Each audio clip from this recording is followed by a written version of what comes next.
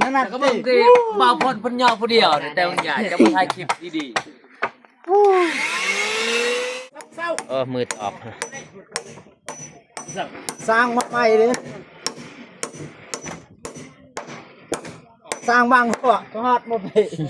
สร้าง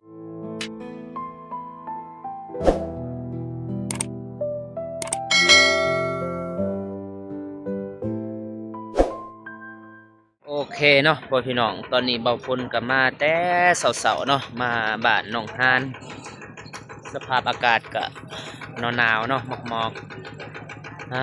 เอากราบทักทายสบายดีเด้อสวัสดีพ่อแม่พี่น้องเบิดสู่ผู้สู่คนบ่ว่าจะอยู่ในลาวและก็ต่างประเทศเนาะที่เขามาเบิ่งมาชมสองของเบาฝนเราแต่เบาฝนก็ยินดีต้อนรับทุกท่านทุกคนเนาะตอนนี้เบาฝนก็อยู่ที่บ้านหนองฮานมายกเสาเนาะเบาฝนก็มาผู้เดียวมื้อนี้ก็ทางทีมงานสายบุญเราไต่เพิ่นก็มาบ่ทันก็สภาพอากาศที่ว่าดีเสาร์มื้อนี้เนาะมือดีของหนองหานเนาะมือนี้เอาไปจะได้เบาฝนกับสิทายให้เบิ่งให้ชมน้ำกันเนาะพี่น้องเอาไปเบิ่งไปชมน้ำกันเลยพี่น้องสบายดีเนาะสบายโดยสบายดีทุกคนโดยสบายดีพ่อแม่พี่น้องเด็กผู้ใหญ่ใจบุญทุกท่านเด็กทุกคนหรือว่าอยู่ในลาวคนไทยและต่างประเทศและคุณอยู่ในบ้านก็ขอสวัสดีสบายดีทุกเบิร์ดสุขุสุขคนเดี๋ยวเฮ็ดยังนี่ข้าวนึ่งข้าวโอ้ทางนี้กะเกียบนึ่งข้าวทางนี้ครัวสบายดีไหมโดยสบายดีบ่าวคนสบายดีพ่อแม่ผู้ใหญ่ใจบุญสบายดีFCทุกท่านหรือว่าในลาวและไทยและต่างประเทศก็ขอสวัสดีสบายดีเด้อที่ผู้ติดตามส่องบ่าวทอมหมดละบ่าวคนเดี๋ยวเข้าใจป้าทางนี้สบายดีเด้อบนสุขุสุขคนน้องหางเฮ็ดยังน้องหางเฮ็ดยังบ่เฮ็ดยังว้าวรถเฮ็ดยังตำคาบ่ทางนี้ตำคาน้องอซอนก็มาซอยแต่เช้าๆป้าสบายดีน้องหาง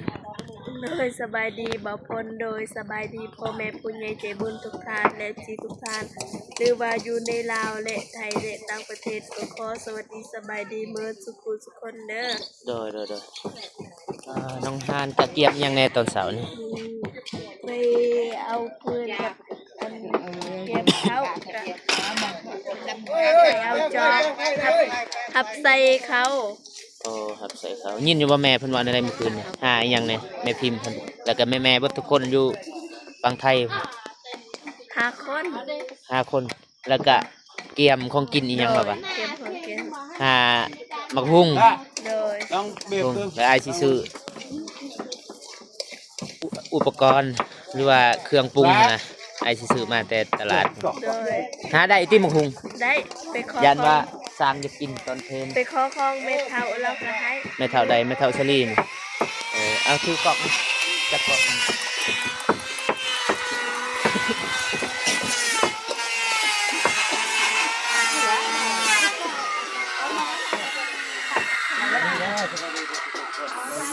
ไปดิย่อเฮือนเด้อได้ย่อจะได้อีกย่อตัวนี้แหละนี่วะว่าเด้อ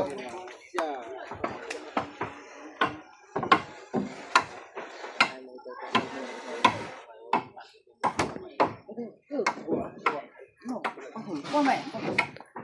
นั่นนี่อีกได้แล้วบ่ผมลงเอา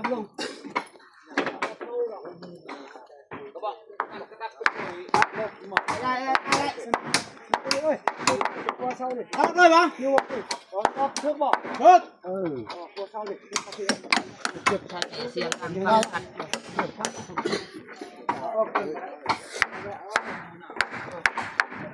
จะก็นะ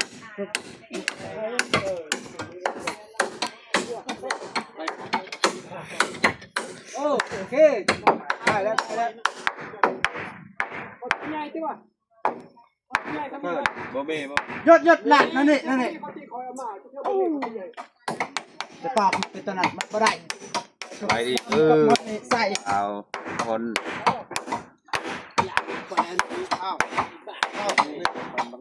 นี่ก่อนบ่เนี่ยบ่ฮะตัวนั้นก็ได้ละนี่ระบบสร้างเห็นว่ามันสร้าง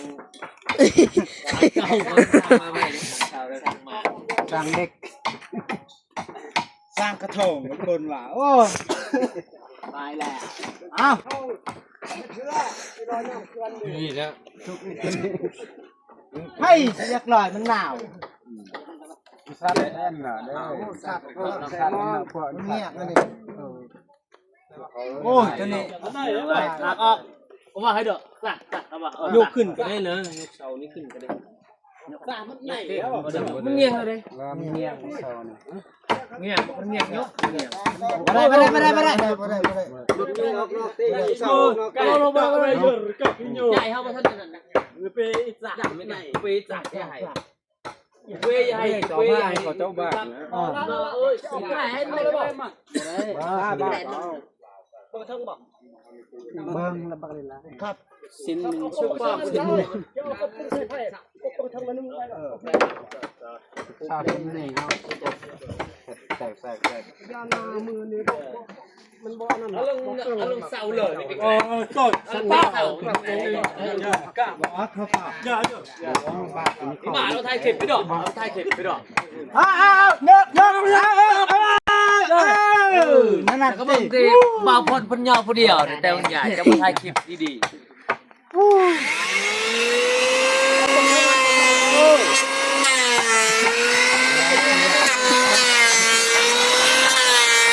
นั่นมาพูด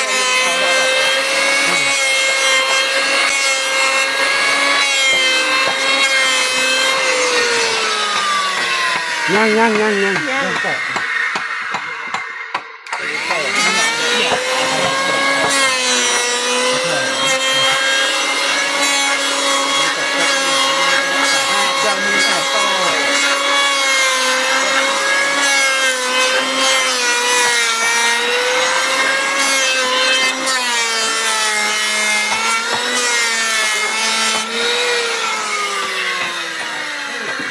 งปั๊บมันเสร็จบ่ดูดักมันบ่โอ้ยยังไม่พอบ่เลยบ่มีการบ่เลยตัดเล็กก็หลั่นก็อยู่ไหกะมาอยู่เล็กก็ห่อที่มันได้ลังห่อมันดักก็ตัดกับมันดังห่อกูไปตัดกูเป็นเนาะกูไปตะบันเนาะโยเศร้าตัวไหนบอกเขาว่าตัวนี้พอแล้วปากก้อนเขาบอกมันที่ตอนดึงหัวมันปกติว่ะเฮ้ยดึงปลายมันหัวมันดึงเสาซะคันนี้ดึงเสาเบิ่งสิดึงเสาเด้อดึงเสาเด้อดึงเอ้าบัดนี้เดี๋ยวนั่นไปอีกคนอีกก็เอาวะทุกคนก็ไปเลยปอกให้เฮาแปะดีไอ้ก็ดีเป๊ะบ่บัดนี้เฮ้ยเศร้ามืดออกสร้างมาใหม่เลย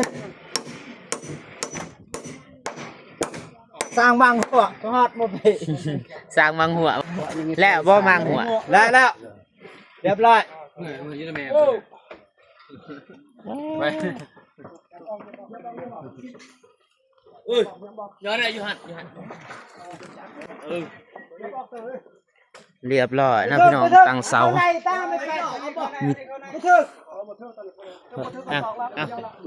เอาฮะมีสองแล้วแหละ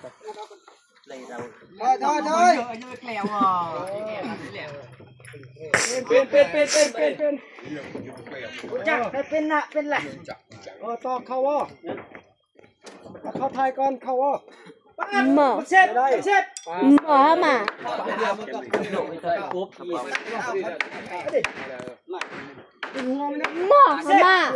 หมอดึงหัวเลยตากเลยมาตากใส่หมด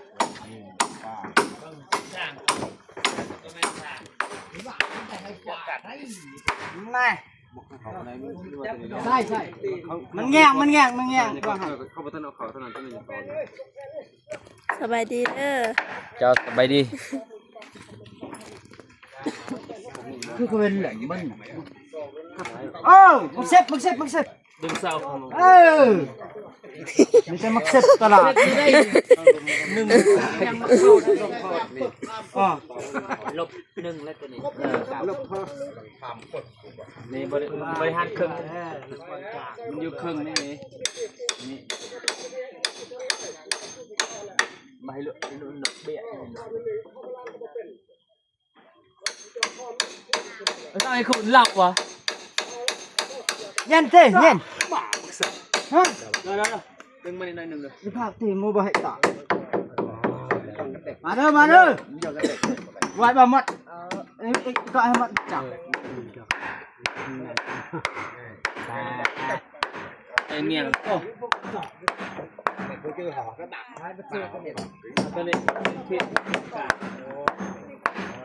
ดึงเศร้าไปพ้นสิจับใจกันพุ่งแทกเรียบร้อยดึงให้ลายโพสลายโพสเป็นพอดีเลยดึงอีกยอดใส่โรยใส่ปล่อยมาเลยหยอกตักโอ้ยตายแล้วปูไม่แป้นไม่เส้นนะดอกอยู่ก่อนเนี่ยยืดเลยแทนเพย์บางคนเลยมาตัดเลยให้ตักอะไรให้บางตักไม่ตัดได้แล้วได้ป่ะโอเคไปเอายาอะไรคนจะเลยคนจะได้ต่อมาป่าอันนี้สนุนนะใส่ที่มันแปลงเลยมันหลอกไปจับมาอะไรคนเลยเด็กห่าจับซื่อๆนะคนใคร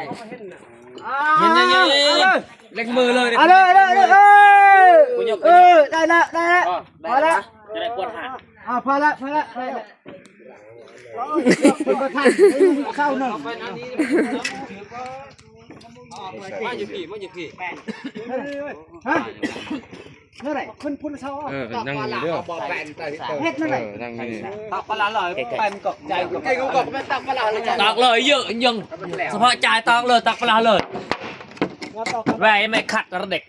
ระวังกระล่อเอา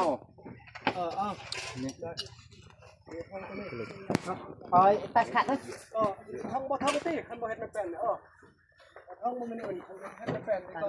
บ่ท้องบ่จักคนนี้ได้ทำเลยไม่แตกบอกหยอกนี่ภาษาเบะยังนี่แตก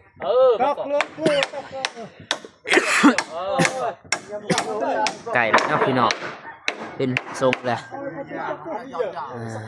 สักอย่างนี่แกแต่พอดีนี่ตัวเลยตัดอันโตเขาก็เพิ่มอันโตอันโตแล้วจะอีอ่ะก็ไปอีอ่ะมันเลยตากไอ้แกไม่อันตกสักกูหยอกไอ้แกแต่พอดีเลยอ่ะมีตะปูหรือเปล่า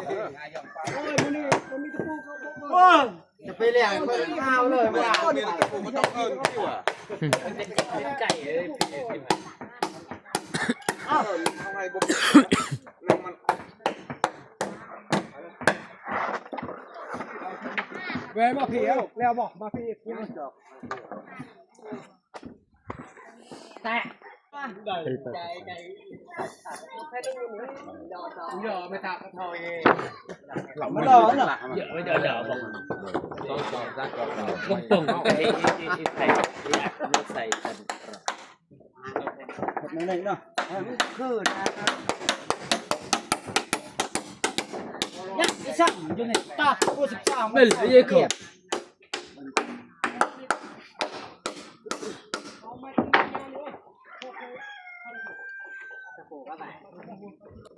โตเลยหลัง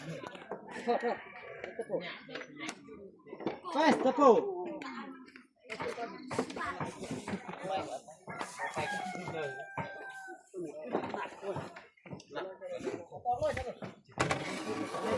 ตะปู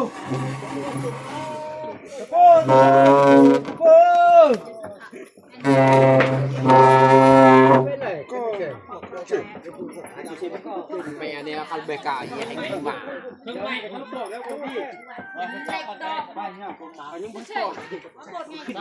คนเก่า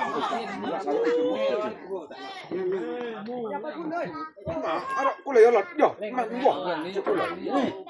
เห็นบ้าซองรถนั่นเองใส่ตัวสุดทองไอ้กลัวครั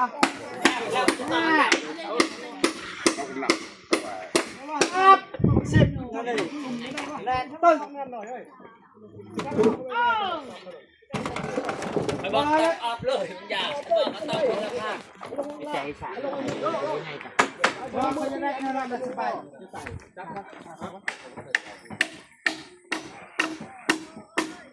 เบิร์ดมาทานทางก่อนยังไงยังเพิ่มบ่คือว่ามันบ่พอนะคือว่าติดเห็ดมือมีแต่พอละสมัยก่อนมีแต่น็อตเดียวใส่น็อตกับของกินของยาขันแม่นผู้ใหญ่ใจดีช่วยกันช่วยพนักแม่นจะออกไปซื้อของกินเบียร์บ่ได้จัก10 ล้านเพื่อทำงานสอดแจ้งเด้ต้นแน่ตัวกินนี่แหละมันกันได้เดียวได้เลยได้แล้วอันนี้เลยแล้วสมัยซื้อของกินของยาขันแม่ผมเมฆเป็นยังไงโอ้ย4 5 โลขอบใจฮิตลุ่มเขาก็สวยอันนั้นเนี่ยเขาอยู่มันคือนี่เดี๋ยวตำแรงเลยบ่ถึกเด้พระเฒ่าเบิ่งนอกได้จังหวะยามันบ่ทั้งวันเด้มันบ่ถึกยามันเบิ่งไหนก็ยามันบ่ถึกวัดลูกไม้ต่อไปนี่กันละต่ออยู่หั่นน่ะต่อไปนี่ตักกันนี่บ่ตักกันนี่สอบนึงมานี่น้ำมันเด้อไปตายจำแล้วไปแล้วนี่โอ้ไปแล้วโอ้เอาไปแล้ว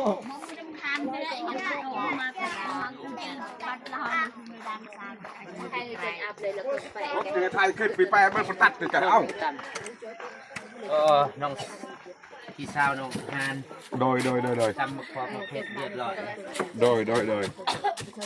มือกล้องนี่ก็เป็นพี่ชายของน้องฮานเนาะแต่ว่าเป็นเฮ็ดเวียกยุ่งยากแต่ว่าบางคนเอิ้นมาจับกล้อง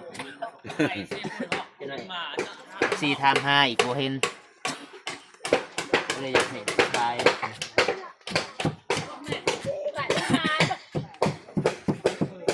โอ้ทางนี้สูบกอกบ่เป็นหยังสองบอกคนใหญ่มานี่หดไป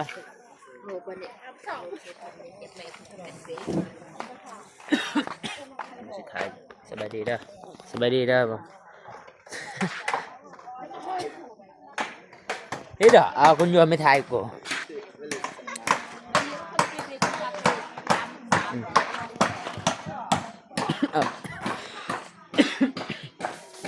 ไม่ได้โอเคเนาะพ่อพี่น้องตอนนี้กับทางเพื่อนน้องฮานหรือว่าทางครอบครัวของน้องฮานแล้วก็พี่น้องในบ้านนี่แหละซอยเรือแล้วก็ซอยกันยกเสาเฮือนเป็นที่เรียบร้อยแล้วก็กับเห็นรูปเห็นทรงแหละก็เฮ็ดให้มีกำลังใจทางครอบครัวเพิ่นก็ทางน้องฮานก็ดีใจเนาะที่ว่า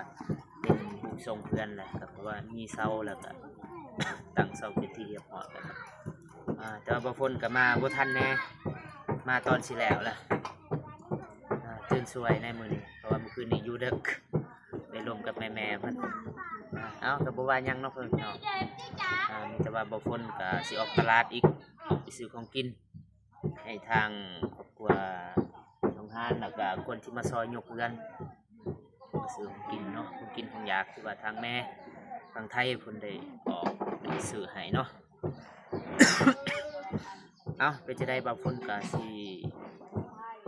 พอโตกลับเนาะพ่อแม่พี่น้องเพราะว่าตอนนี้ก็จักโมงแล้วคนจักโมงแล้วตอนนี้7 โมงเนี่ย7 โมงเนาะ